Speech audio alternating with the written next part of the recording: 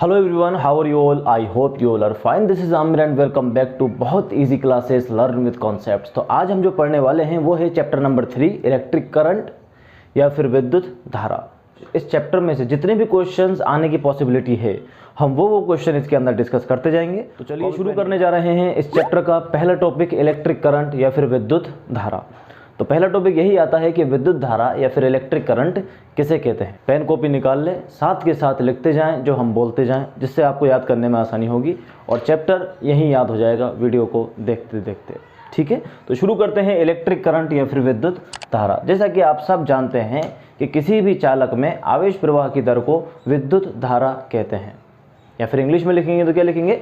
The flow of electron in a conductor is known as the electric current.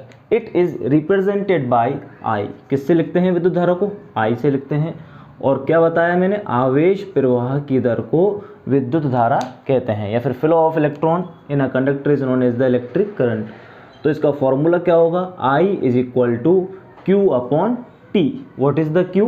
Q क्या है बेटा? यहाँ पर चार्ज या फिर आवेश, और टी क्या है अपने पास में? समय या फिर टाइम, यानी charge upon time is equal to I. ये हुई पहली डेफिनेशन। इसके बाद भाई विद्युत धारा का मात्रक देखते हैं। इलेक्ट्रिक करंट का मात्रक क्या होता है? इलेक्ट्रिक करंट का मात्रक होता है एम्पियर, है ना। इसको किससे रिप्रेजेंट करते हैं हम लोग? सिंबल ए होगा इसका। सिंबल क्या होगा भाई? ए। विद्युत धारा की परिभाषा, उसके बाद इसका मात्रक या यूनिट क्या होती है इसकी? एम्पियर। इसके बाद आते हैं कि इलेक्ट्रिक करंट कैसी क्वांटिटी है? स्केलर है या वेक्टर है? सदिश राशि है या फिर ये अदिश राशि है? तो उसके लिए ध्यान रखें, इलेक्ट्रिक करंट बेटा कैसी राशि है? अदिश राशि है, यानी स्केलर क्वांटिटी है। कैसी क्वांटिटी है? स्केलर। अब आप बोलोगे कि सर इसमें तो डायरेक्शन शो करते हैं। डायरेक्शन शो करते हैं, लेकिन बेटा ये वेक्टर लॉज को फॉलो नहीं करती, और जो वेक्टर लॉज को फॉलो नहीं करती तो वो वेक्टर क्वांटिटी नहीं हो सकती। इसलिए कैसी क्वांटिटी है? ये स्केलर क्वांटिटी है। जैसे अभी हम लोग पढ़ेंगे क्वेश्चंस किरचॉफ लॉ वगैरह में। सपोज कर लो यहाँ से करंट जा रहा है आई, यहाँ गया I2 और यहाँ गया I1। तो I इज इक्वल टू क्या लिखूंगा मैं? I is equal to I1 plus I2, यानी इसको नॉर्मली ऐड कर दिया जाता है, वेक्टर के तरीके से इसको ऐड नहीं किया जाता। इसलिए ये कैसी क्वांटिटी है?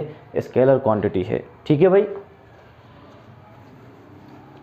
दूसरा, अब नेक्स्ट आता है बेटा 1 एम्पियर की definition. That what is the definition of the 1 ampere, या फिर 1 एम्पियर की परिभाषा लिखिए। तो देखें, एम्पियर क्या है बेटा? इसकी यूनिट है।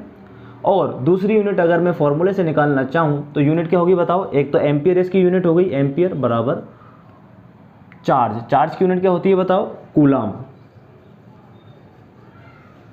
Upon time. टाइम की यूनिट क्या होती है? सेकेंड। तो देखिए 1 एम्पियर बराबर क्या आया?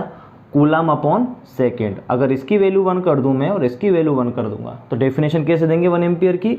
अगर किसी चालक तार में 1 कूलम आवेश 1 सेकेंड के लिए फ्लो होता है या प्रवाहित होता है तो उसमें बहने वाली धारा 1 एम्पियर होगी। If the current is flowing in a conductor is 1 coulomb for 1 second then current will be 1 ampere. Clear है भाई? तो ये है इलेक्ट्रिक करंट की छोटी छोटी बातें। Electric current, what is electric current, electric current की यूनिट, इलेक्ट्रिक करंट कैसी क्वांटिटी है, उसके बाद 1 एम्पियर की डेफिनेशन। ये फर्स्ट टॉपिक हो जाता है इसका खत्म। अब आते हैं सेकंड टॉपिक के ऊपर, जो है बेटा हमारा धारा घनत्व या फिर करंट डेंसिटी। सुनो इसकी डेफिनेशन क्या होगी। सपोज कर लो करंट प्रवाहित हो रहा है कुछ इस तरीके से, और क्षेत्रफल मान लेते हैं अपन, ये क्या है? इसका एरिया है। किसी चालक तार का एरिया मान लिया, उसमें से इतना करंट प्रवाहित हो रहा है। तो पूरे चालक तार में तो बहुत ज़्यादा करंट बह रहा होगा। मान लो ये हमने क्षेत्रफल ले लिया डेल्टा एस, तो इस डेल्टा एस में से कितना करंट बह रहा है? डेल्टा आई। तो एकांक क्षेत्रफल में से प्रवाहित होने वाली धारा को धारा घनत्व कहते हैं। एकांक क्षेत्रफल में से प्रवाहित होने वाली धारा को धारा घनत्व कहते हैं। इसको किससे रिप्रेजेंट करा जाता है? वेक्टर जे से रिप्रेजेंट करा जाता है। जैसे रिप्रेजेंट करते हैं इसको, यह वेक्टर क्वांटिटी है। ठीक है भाई। तो धारा घनत्व की डेफिनेशन क्या होगी? किसी चालक तार के एकांक क्षेत्रफल में से प्रवाहित होने वाली धारा को धारा घनत्व कहते हैं। इंग्लिश में इसकी डेफिनेशन क्या होगी? The current passing through a unit surface area of a conductor is known as the current density और धारा घनत्व। आगे बात समझ में? एकांक क्षेत्रफल में से कितनी धारा जा रही है उसी को बोलते हैं हम लोग धारा घनत्व या फिर करंट डेंसिटी। ठीक है। अब देखें आपको पता है कि एरिया कैसी क्वांटिटी है, वेक्टर क्वांटिटी है। देखो यहाँ धारा की दिशा में ही हमने क्या लिया है, क्षेत्रफल लिया है। अब सपोज करो क्षेत्रफल की दिशा कुछ अलग हो, यानी क्षेत्रफल कुछ इस तरीके से हो, तो ऐसी सिचुएशन में क्या होगा, इसका क्षेत्रफल सदिश किधर होता है बताओ, लंबवत होता है। अगर एरिया इस तरीके से है तो क्षेत्रफल किधर होगा इसका, इस डायरेक्शन में, यानी डेल्टा एस यहाँ पर होगा। और धारा किधर बह रही है हमारी, इस दिशा में। सपोज कर लो ये एंगल थीटा है, तो धारा की दिशा में अगर एस का कंपोनेंट करेंगे तो इधर कौन सा कंपोनेंट आएगा, कोस वाला, डेल्टा एस कोस थीटा। तो ऐसी सिचुएशन में अगर क्षेत्रफल सदिश विद्युत धारा की दिशा में ना हो तो फॉर्मूला क्या होगा धारा घनत्व का, देखना एक बार, vector J is equal to delta I upon में delta S cos theta, delta S cos theta. अब अगर हम यहाँ से करंट निकालना चाहें तो डेल्टा एस कोस थीटा को इधर ले जाएं हम, J delta S cos theta बराबर डेल्टा आई। या फिर यहाँ से आप देखोगे A B cos theta, formula याद है, A B cos theta, that means A dot B. A dot B क्या होता है, ए बी कोस थीटा। तो यहाँ पर ए क्या है बताओ, जे। तो क्या लिख दूंगा मैं, vector J dot vector delta S is equal to delta I. इसका मतलब करंट का फॉर्मूला डेंसिटी की फॉर्म में क्या होता है, I is equal to J delta S या जे डेल्टा एस। समझ में आ गई बात, नहीं आ गई? ये डॉट प्रोडक्ट है जे का और एस का, इसलिए धारा कैसी राशि है हमारी, स्केलर राशि है या अदिश राशि है। यह बात आ गई, समझ में नहीं आ गई?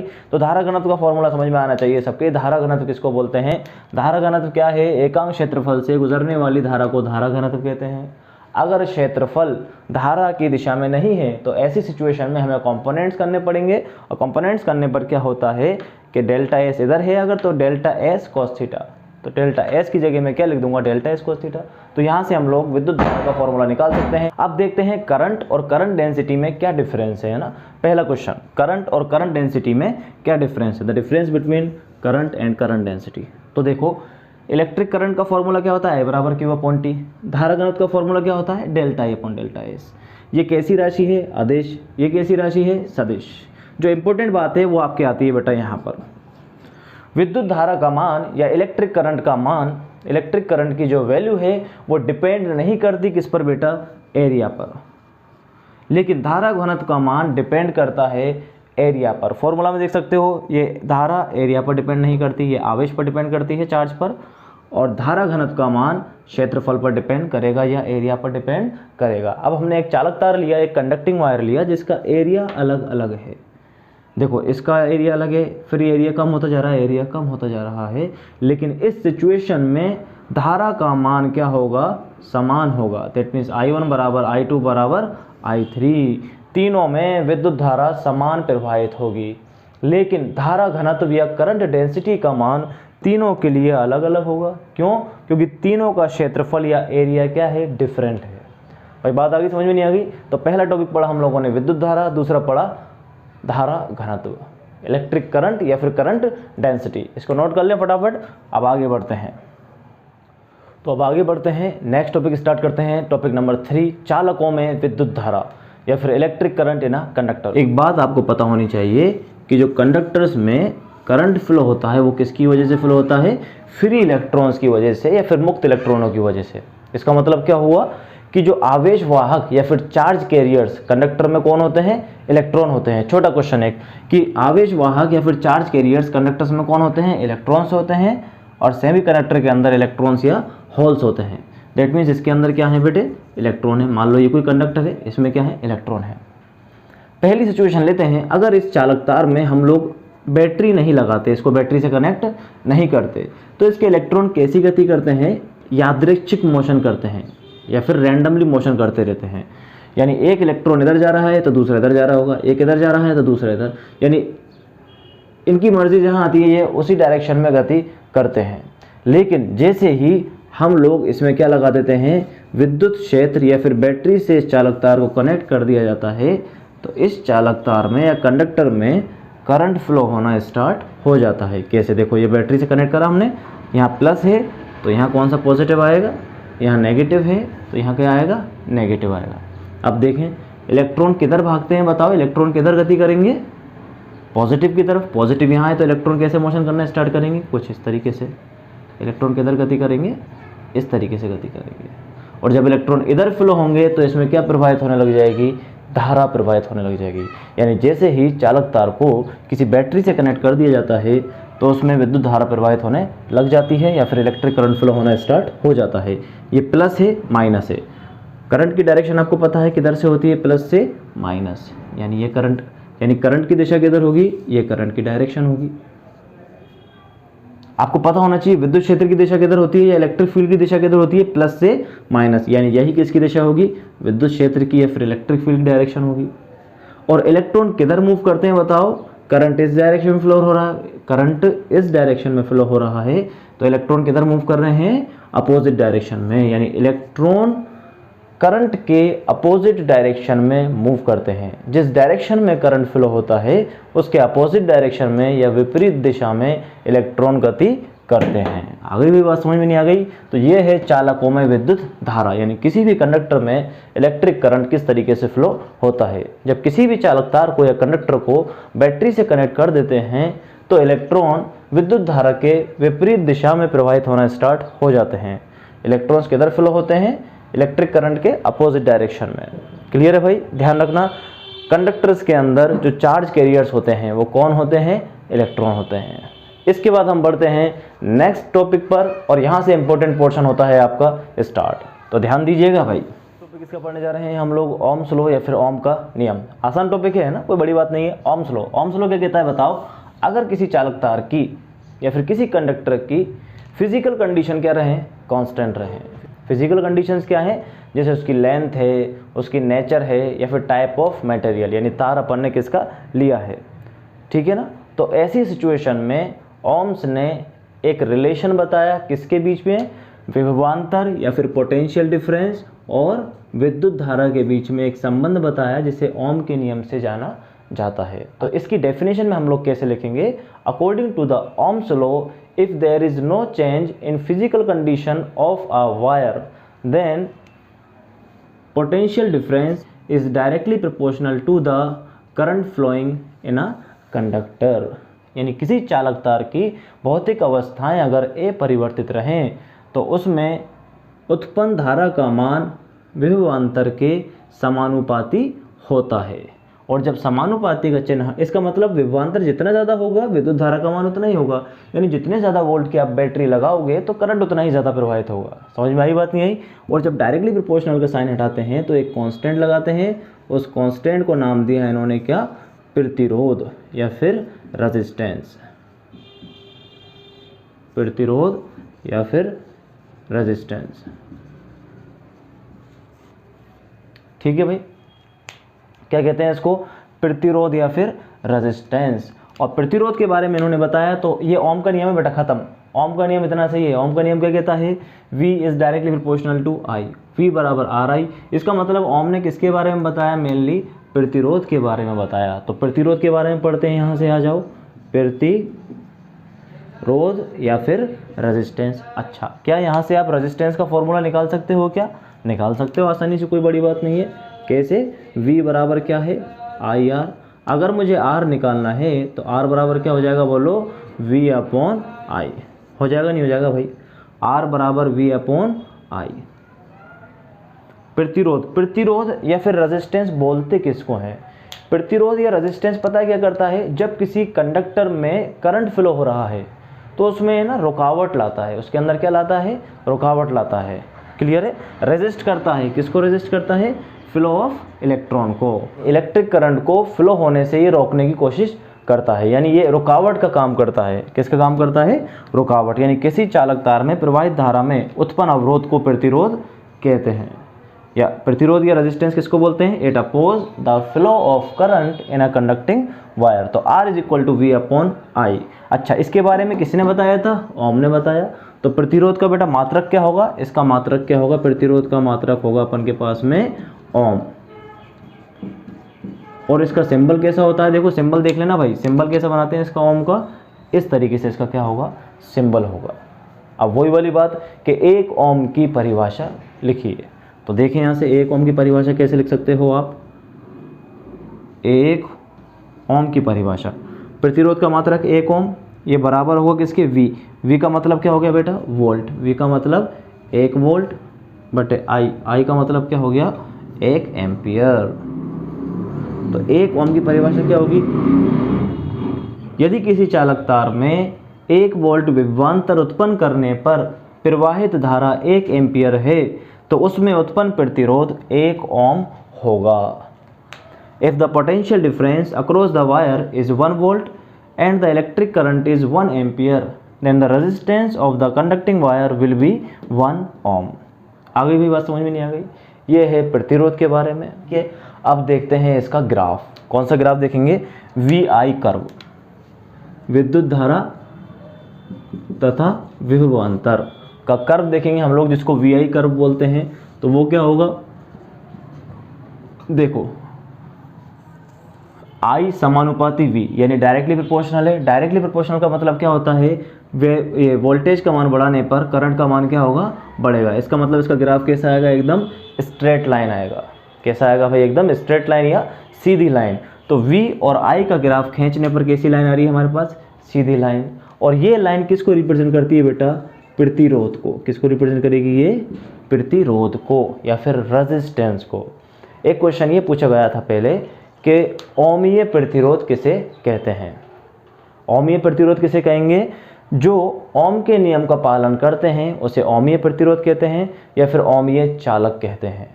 अच्छा, इनकी खासियत क्या होती है, इनकी प्रॉपर्टीज़ क्या होती है। इनकी प्रॉपर्टीज़ ये होती है, जब V और I के बीच में ग्राफ बनाया जाता है तो वो ग्राफ कैसी लाइन आती है, एकदम स्ट्रेट लाइन या सीधी लाइन आती है। उनको बोलते हैं हम लोग ओमीय प्रतिरोध।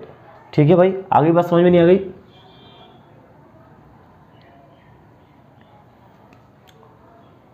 ये स्लोप बन गया कितने एंगल पर, थीटा एंगल पर। अब अगर आप यहाँ से थीटा निकालना चाहें, अगर आप यहाँ से थीटा निकालना चाहें तो देखो ये V है तो ट्रायंगल बना देते हैं। ये V होगा, ये क्या होगा, I होगा। तो V और I में रिलेशन कौन सा थीटा बताएगा, बताओ, टेन थीटा। टेन थीटा बराबर क्या होता है, लंब बटे आधार या फिर परपेंडिकुलर अपॉन बेस। तो परपेंडिकुलर क्या हुआ, V और बेस क्या हुआ, I। V अपॉन I, अरे V अपॉन I तो रेजिस्टेंस है, देखना ये रहा, देख V अपॉन I तो क्या है, रेजिस्टेंस। इसका मतलब जो टेंजेंट है, स्लोप है, वो किसको रिप्रेजेंट करता है, प्रतिरोध को या फिर रेजिस्टेंस को रिप्रेजेंट करता है। आगे भी बात समझ में नहीं आ गई। तो ये था आपका ओम का नियम। क्लियर है यहाँ तक। चलिए आगे बढ़ते हैं। चलिए अब देखते हैं कि चालक तार का प्रतिरोध या रेजिस्टेंस किस किस बात पर निर्भर करता है या किन बातों पर डिपेंड वो करता है। तो नंबर 1 आते हैं हम लोग कि जो रेजिस्टेंस है वो किस पे डिपेंड करता है, on the length of the conducting wire.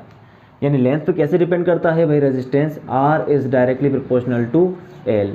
यानी लेंथ किसी चालक तार की जितनी ज़्यादा होगी उतना ही ज़्यादा क्या होगा, उसका प्रतिरोध होगा। यानी 2 वायर ले लेता हूँ मैं, वायर नंबर 1, ये वायर नंबर 2। बताओ किसकी लेंथ ज़्यादा है, इसकी लेंथ ज़्यादा है तो इसका प्रतिरोध या रेजिस्टेंस भी क्या होगा, ज़्यादा होगा। दूसरा लेते हैं भाई, किस पर निर्भर करता है दूसरा, क्षेत्रफल पर या फिर एरिया पर। 2 चालक तार या 2 कंडक्टर ले लिए मैंने, 1 और ये 2। एरिया पर कैसे डिपेंड करता है, इन्वर्सली प्रोपोर्शनल। यानी क्षेत्रफल या एरिया जितना ज़्यादा होगा प्रतिरोध उतना ही कम होगा। क्या इसका एरिया ज़्यादा है, हाँ ज़्यादा है, तो इसका प्रतिरोध क्या होगा, कम होगा। क्या इसका एरिया कम है, हाँ कम है, तो इसका प्रतिरोध क्या होगा, ज़्यादा होगा। दैट मीन्स ध्यान रखें भाई, जो रेजिस्टेंस है वो 2 बातों पर डिपेंड करता है, on the length of the wire and area. तो लेंथ पर कैसे डिपेंड करता है, R is directly proportional to L and R is inversely proportional to A। अगर इन दोनों को मैं साथ में मिलाकर लिखूँ तो R क्या होगा बताओ, R is directly proportional to L upon A। और जब डायरेक्टली प्रोपोर्शनल का साइन हटाते हैं तो एक कांस्टेंट लगाएंगे, उस कांस्टेंट को बोलते हैं बेटा स्पेसिफिक रेजिस्टेंस या फिर प्रतिरोधकता। यानी R बराबर रो L अपॉन A। ध्यान दें, R is directly proportional to L upon A। जब डायरेक्टली प्रोपोर्शनल का साइन हटाया तो हमने क्या लगा दिया यहाँ पर, रो। और रो को बोलते हैं बेटा रेजिस्टिविटी। क्या बोलते हैं, रेजिस्टिविटी या फिर specific resistance. R is equal to rho L upon A। अगर हम यहाँ से रेजिस्टिविटी या प्रतिरोधकता का फॉर्मूला निकालना चाहें तो क्या हो जाएगा, RA अपॉन में L। रेजिस्टिविटी यानी रेजिस्टेंस से मिलकर बना है, कंडक्टिविटी यानी कंडक्टेंस से मिलकर बना है। हम जानते हैं कि रेजिस्टिविटी कंडक्टिविटी का एकदम इन्वर्स है। कंडक्टिविटी का मतलब चालकता, यानी जितने ज़्यादा इलेक्ट्रॉन फ्लो होंगे कंडक्टिविटी उतनी ही ज़्यादा होगी। तो यहाँ देखें अगली डेफिनेशन आती है कि चालकता किसे कहते हैं या कंडक्टिविटी किसे कहते हैं। तो कंडक्टिविटी क्या होगी, सिग्मा से रिप्रेजेंट करते हैं इसको, सिग्मा इज इक्वल टू 1/ρ, यानी रेजिस्टिविटी के उल्टे, inverse of the resistivity is known as the conductivity, या फिर प्रतिरोधकता के व्युत्क्रम को चालकता कहते हैं। ठीक है भाई, तो यहाँ पर होता है हमारा एक पोर्शन खत्म। अब बढ़ते हैं अगले टॉपिक की तरफ जिसका नाम है कॉम्बिनेशन ऑफ द रेजिस्टेंस, या फिर रेजिस्टेंस या फिर प्रतिरोधों का संयोजन। अब देखें, रेजिस्टेंस का मतलब आपको समझ में आ गया। रेजिस्टेंस का मतलब क्या है, अपोज करता है किसको बेटा, करंट को, उसको क्या बोलते हैं हम लोग, रेजिस्टेंस बोलते हैं। अब रेजिस्टेंस का कॉम्बिनेशन पढ़ने जा रहे हैं। रेजिस्टेंस को दो तरीके से कॉम्बाइन किया जा सकता है, नंबर 1 श्रेणी क्रम, नंबर 2 समांतर क्रम। पहले देख रहे हैं हम लोग कॉम्बिनेशन ऑफ रेजिस्टेंस में सीरीज कॉम्बिनेशन। सपोज करो, अब देखो थ्योरी के लिखनी है, जब मैं बोलूँगा वो लिखनी है ना। सबसे पहले हमने क्या किया, मान लिया 3 रेजिस्टेंस है, R1, R2 एंड R3। तीनों को कौन से क्रम में जोड़ा गया है, सीरीज कॉम्बिनेशन में जोड़ा गया है, तथा इसके साथ हमने क्या लगा दी, एक बैटरी लगा दी। तो जोड़ते कैसे हैं, देखो ये प्लस है तो यहाँ भी प्लस आएगा, या माइनस है तो यहाँ माइनस आएगा। अब देखें, ए और बी के बीच में 3 प्रतिरोधों को इस प्रकार जोड़ा गया है कि उनके बीच में हमने क्या लगा दी, एक बैटरी लगा दी, जिसका विभवांतर कितना है, V है, और इसमें से कितने धारा प्रवाहित हो रही है, I धारा प्रवाहित हो रही है। तो देखना इसके अंदर I करंट यहाँ से जाएगा, इस बैटरी में से करंट I गया, इसमें भी I जाएगा, इसमें भी I जाएगा, इसमें भी I जाएगा, यानी इसके अंदर विद्युत धारा का मान तो क्या रहेगा, समान, या फिर इलेक्ट्रिक करंट का मान क्या होगा, समान, यानी तीनों में आई जाएगा। लेकिन विभवांतर या पोटेंशियल डिफरेंस तीनों के अंदर क्या होगा बेटा, अलग अलग होगा। इसका पोटेंशियल डिफरेंस मान लो V1, इसका V2 और इसका V3। तीनों का पोटेंशियल डिफरेंस क्या ले लिया हम लोगों ने, अलग अलग ले लिया। तो विद्युत धारा का मान तो समान है, लेकिन विभवांतर या फिर पोटेंशियल डिफरेंस का मान क्या है, डिफरेंस है। ये पॉइंट ध्यान रखें, इसी से हम लोग डेफिनेशन बनाएंगे। तो प्रतिरोधों का ऐसा संयोजन जिसमें विद्युत धारा का मान तो समान होता है तथा विभवांतर का मान अलग होता है, ऐसे संयोजन को हम लोग श्रेणी क्रम संयोजन कहते हैं। इंग्लिश में कैसे लिखेंगे, the combination of the resistance in which current is same but potential difference is different. So we can say that this type of combination is the series combination. अब देखें इसको सॉल्व कैसे करना है। सीरीज कॉम्बिनेशन को हमें पता है ओम के नियम से, सपोज कर लो ओम के नियम से V बराबर IR, ये फॉर्मूला होता है। V तो टोटल V है, और I और R क्या मान लिया, इनका इक्विवेलेंट RS से रिप्रेजेंट कर दें, सीरीज का टोटल रेजिस्टेंस, यानी ये तीनों मिलकर के कितना रेजिस्टेंस दे पा रहे हैं उसको क्या मान लिया हमने, RS। एक बात बताओ, टोटल हमारे पास में V कितना है, A और B के बीच में टोटल विभव कितना है, V, जो डिवाइड हो रखा है 3 हिस्सों में, V1, V2, V3। इसका मतलब V इज इक्वल टू क्या होगा, V1 plus V2 plus V3। V is equal to V1 plus V2 plus V3। V हमारे पास आ गया, क्या मुझे V1 निकालना है, V2 निकालना है और V3 निकालना है। उन तीनों की वैल्यू किसके अंदर पुट कर देंगे हम लोग, इक्वेशन नंबर 1 के अंदर पुट कर देंगे। तो V1 बताओ क्या होगा ओम के नियम से, यहाँ लिख दूँ V1 बराबर क्या होगा, इसमें धारा कितनी जा रही है, I, प्रतिरोध कितना है, R1, तो V1 बराबर IR1, V2 बराबर IR2, V3 बराबर IR3। इन सब की वैल्यू इक्वेशन नंबर 1 में रख देंगे हम लोग। कैसे रखेंगे, V बराबर RS बराबर IR1 plus IR2 plus IR3। तो RS बराबर I कॉमन लिया, R1 plus R2 plus R3, I से I गया, तो RS बराबर R1 plus R2 plus R3। ये क्या हुआ बेटा, सीरीज कॉम्बिनेशन में प्रतिरोधों का संयोजन। सीरीज कॉम्बिनेशन में रेजिस्टेंस या प्रतिरोधों को कैसे जोड़ा जाएगा, कि सभी प्रतिरोधों को जोड़ दो आप। अब देखना इसमें एक बात, सपोज कर लो ये कोई प्रतिरोध है 2 ओम, ये 3 ओम, इन दोनों को कैसे जोड़ा गया है बताओ, सीरीज में जोड़ा गया है। तो इनका अगर टोटल मुझे प्रतिरोध निकालना है तो टोटल प्रतिरोध कितना होगा, सबको जोड़ दो, यानी 2 प्लस 3, यानी ये दोनों मिलकर किसकी तरह बिहेव करेंगे, 5 ओम के रेजिस्टेंस या प्रतिरोध की तरह ये बिहेव करेंगे। यानी हमें कैसा लगेगा कि ये कितने ओम का प्रतिरोध लगा दी हमने, 5 ओम का। तो देखिए इसके अंदर एक चीज़ क्या मिलेगा आपको देखने को, सीरीज कॉम्बिनेशन में जो सबसे ज़्यादा प्रतिरोध होगा ना, सबसे ज़्यादा प्रतिरोध कितने का है, 3 ओम का। अपने को टोटल प्रतिरोध या टोटल रेजिस्टेंस उससे भी ज़्यादा मिलता है, यानी कितने का मिला, 5 ओम का। इसका मतलब अगर हमें ज़्यादा प्रतिरोध या ज़्यादा रेजिस्टेंस चाहिए तो रेजिस्टेंस को कैसे कॉम्बिनेशन में जोड़ना है, अपने को सीरीज कॉम्बिनेशन में जोड़ना है। क्लियर है भाई यहाँ तक? तो ये है आपका हल्का हल्का सा सीरीज कॉम्बिनेशन। इसी तरह पढ़ेंगे हम लोग parallel combination of the resistance. ठीक है, तो चलिए भाई अब शुरू करने वाले हैं हम लोग प्रतिरोधों का समांतर क्रम संयोजन या फिर parallel combination of the resistance. देखो इसमें क्या लिखेंगे हम लोग, 3 रेजिस्टेंस लिए हमने, R1 R2 और R3। तीनों रेजिस्टेंस को 2 पॉइंट के बीच में कनेक्ट कर दिया, A और B, और इससे हमने एक बैटरी को कनेक्ट कर दिया, V वोल्ट की बैटरी को। अब सुनना, इसमें से भाई करंट फ्लो होना स्टार्ट होगा, इसमें से गया करंट I यहाँ तक पहुँचेगा। अब I तीनों रेजिस्टेंस में डिवाइड होगा, I 3 रेजिस्टेंस में डिवाइड होगा, यानी यहाँ से गया I, सपोज कर लो इसमें चला गया I1, इसमें चला गया I2 और इसमें चला गया I3।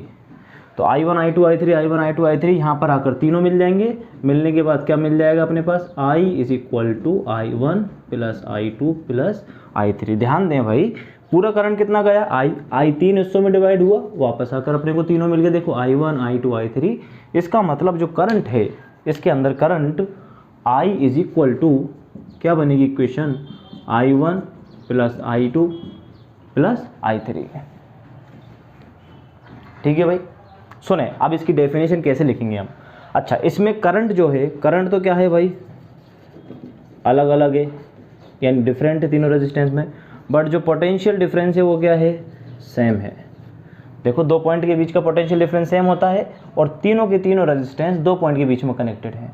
तो इसलिए इसकी डेफिनेशन कैसे लिखेंगे, प्रतिरोधों का वो संयोजन जिसमें विद्युत धारा का मान तो अलग अलग होता है तथा पोटेंशियल डिफरेंस या फिर विभवांतर का मान समान होता है, ऐसे संयोजन को समांतर क्रम संयोजन कहते हैं। इंग्लिश में क्या लिखेंगे, the combination of the resistance in which current is different and potential difference is same, this is known as the parallel combination of the resistance. Now we will go according to the Ohm's law. Ohm's law के according हम जानते हैं, Ohm's law क्या कहता है, V is equal to IR।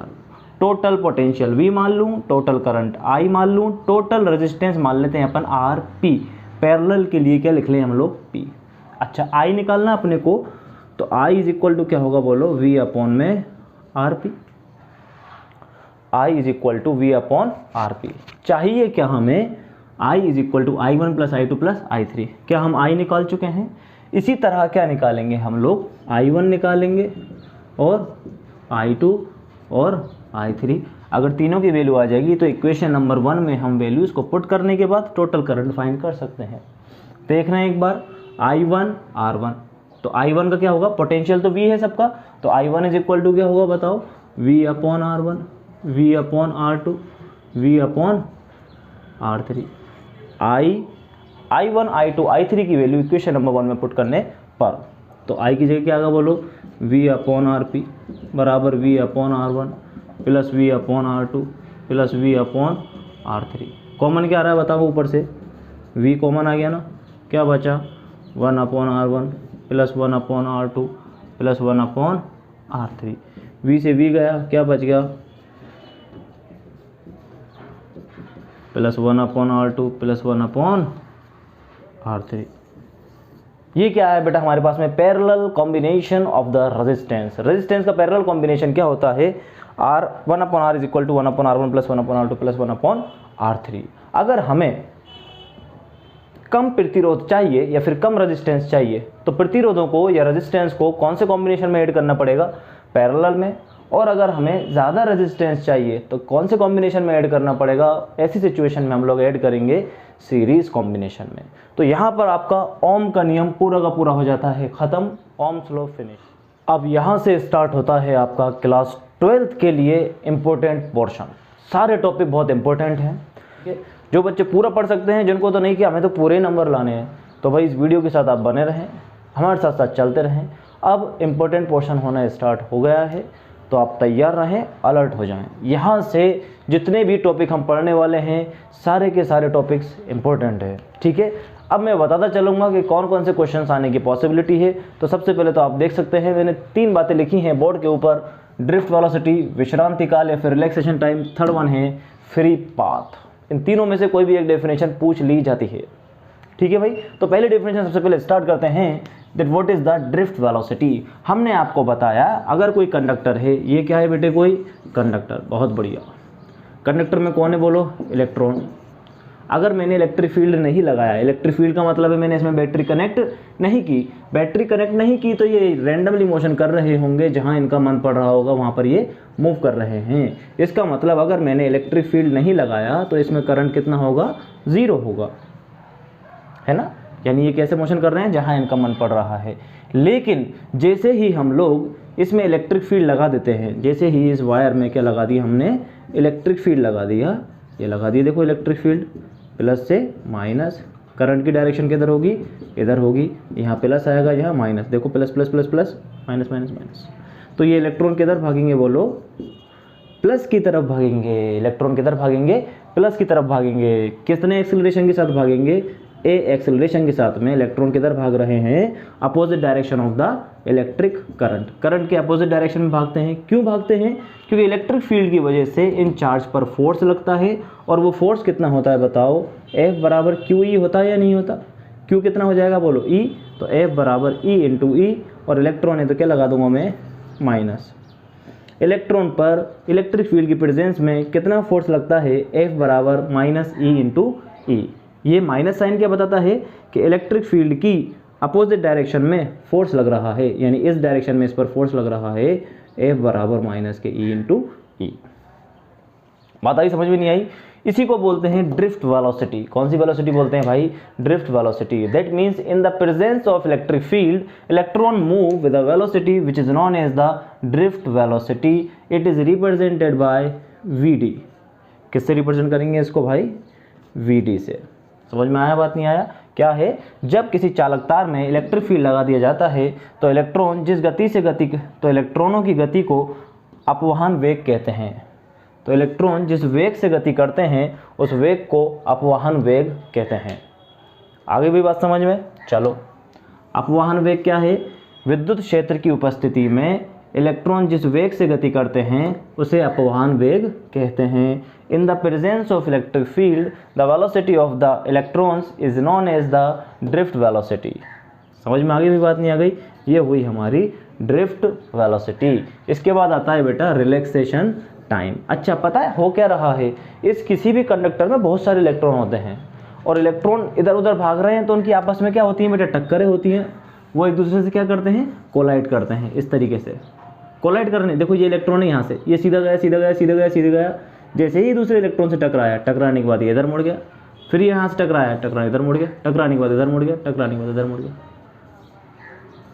समझ में आ रही है, बात नहीं आ रही है। दैट मीन्स इनके अंदर कंटिन्यूअसली कोलिजन हो रहा है, और कोलिजन हो रहा है तो देखिए रिलैक्सेशन टाइम किसको बोलेंगे बताओ, कंटिन्यूअसली कोलिजन हो रहा है तो दो कोलिजन के बीच का जो टाइम होगा उसको क्या बोलेंगे, relaxation time. The time between two successive collision is known as the relaxation time.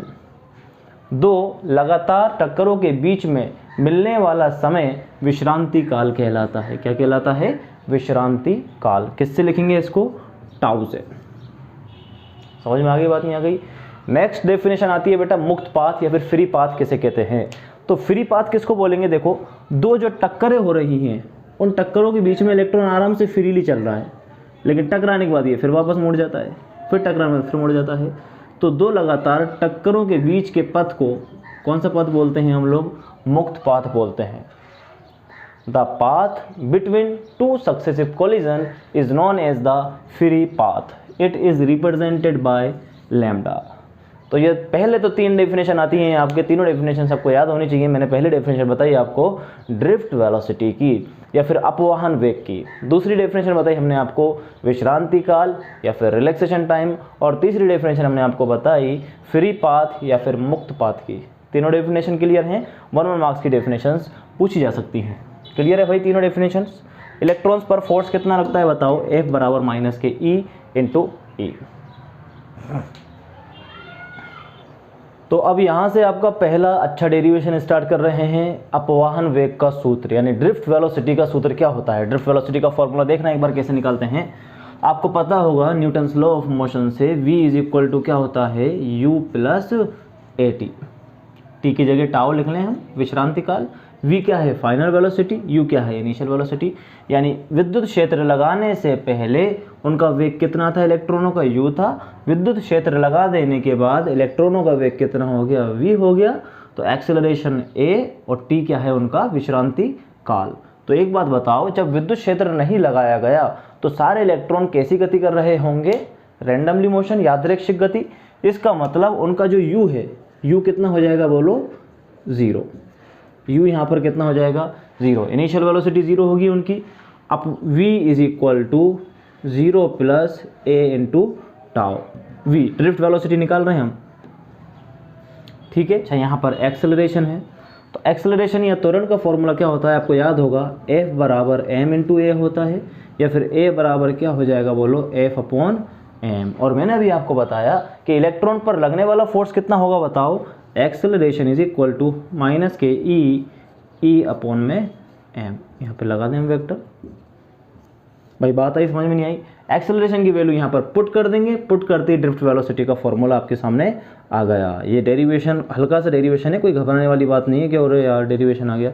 ये देखो डेरिवेशन खत्म, अपवाहन वेग का डेरिवेशन खत्म भाई, अपवाहन वेग का डेरिवेशन खत्म। क्या है अपवाहन वेग या ड्रिफ्ट वेलोसिटी क्या है बताओ। शुरू में बहुत सारे इलेक्ट्रॉन हैं, उनकी वेलोसिटी कितनी मान लेंगे, u। इलेक्ट्रिक फील्ड लगाने के बाद वेलोसिटी कितनी हो गई, vd। ये एवरेज वेलोसिटी है ना, रिलैक्सेशन टाइम कितना है, टाउ। तो एक्सेलरेशन का फॉर्मूला क्या होता है, f अपॉन m। f का फॉर्मूला माइनस के e अपॉन m, इसकी वैल्यू इसमें पुट करेंगे तो vd इज इक्वल टू क्या आ गया, माइनस के e अपॉन m इंटू में टाउ।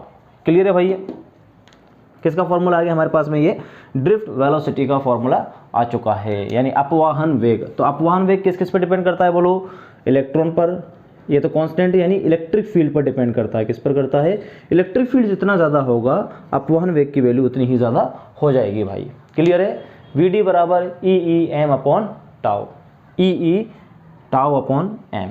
इस सूत्र को थोड़ा सा अगर आगे बढ़ाना चाहें तो ई का फॉर्मूला होता है, देखो बेटा घबराना मत, ई का फॉर्मूला क्या होता है, v अपॉन एल। अगर किसी चालक की लंबाई एल है और उसमें पोटेंशियल डिफरेंस कितना है, v है, तो ई का फॉर्मूला क्या हो जाता है, v अपॉन एल।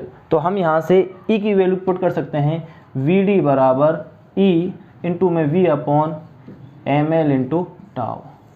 तो दो फॉर्मूले हो गए, ड्रिफ्ट वेलोसिटी और इलेक्ट्रिक फील्ड में रिलेशन, ड्रिफ्ट वेलोसिटी और पोटेंशियल डिफरेंस में relation, drift velocity and potential difference में रिलेशन। दोनों ध्यान रखने हैं। ड्रिफ्ट वेलोसिटी और इलेक्ट्रिक फील्ड में क्या रिलेशन है, vd बराबर ई टाउ अपॉन एम। और ड्रिफ्ट वेलोसिटी और पोटेंशियल डिफरेंस में क्या रिलेशन है, E we upon M L into में टाउ। ठीक है भाई, ये ड्रिफ्ट वेलोसिटी की कहानी हो जाती है यहाँ पर खत्म। चलिए इसी के साथ हम अगला रिलेशन निकालने वाले हैं। क्वेश्चन ऐसे पूछ लेता है, right the relation between electric current and drift velocity. तो इलेक्ट्रिक करंट और ड्रिफ्ट वेलोसिटी में क्या रिलेशन है, देखना एक बार बेटे। सपोज कर लो ये कोई कंडक्टर है, इसको किससे कनेक्ट कर दिया हमने, बैटरी से। तो इलेक्ट्रॉन किस वेलोसिटी से मूव करेंगे बोलो, ड्रिफ्ट वेलोसिटी से। किस डायरेक्शन में, इलेक्ट्रिक फील्ड के अपोजिट डायरेक्शन में ड्रिफ्ट वेलोसिटी से क्या करना स्टार्ट करेंगे, ये मूव करना स्टार्ट करेंगे। इलेक्ट्रिक फील्ड के अपोजिट डायरेक्शन में ड्रिफ्ट वेलोसिटी से मूव करना स्टार्ट करेंगे। अच्छा, किस किस में रिलेशन निकालना है मुझे, अपवाहन वेग तथा विद्युत धारा में। तो एक बात बताओ, इसमें से जो करंट फ्लो होगा, I बराबर फॉर्मूला क्या होता है, Q अपॉन टी। I बराबर क्या होता है, Q अपॉन टी। अब अपने को निकालना है बेटा इसमें Q, कि इस पूरे में जो आवेश है या फिर चार्ज है Q, वो कितना होगा किसी भी चीज़ में। ये कंडक्टर है, इस कंडक्टर में टोटल आवेश कितना होगा, तो Q कितना होगा बताओ। तो फॉर्मूला ध्यान रखना, Q बराबर नीला। Q बराबर कैसा, नीला। आवेश कैसा होता है बेटे, नीला होता है। नीला क्यों होता है, देखो सपोज कर लो इस कंडक्टर में टोटल इलेक्ट्रॉन कितने हैं, n। तो n इंटू इलेक्ट्रॉन, और इलेक्ट्रॉन कितने होंगे, जितना इसका वॉल्यूम होगा। सपोज कर लो इस चालक तार की लंबाई l है और इसका एरिया कितना है, a है। तो l इंटू a, लंबाई इंटू क्षेत्रफल, क्या होता है, वॉल्यूम ही तो होता है, नहीं होता। तो Q बराबर क्या आ गया बेटा, नीला। नीला आ गया, तो नीला की वैल्यू किसके अंदर पुट कर दूंगा मैं, I के अंदर। तो I बराबर नीला अपॉन में टी, आई बराबर नीला अपॉन में टी।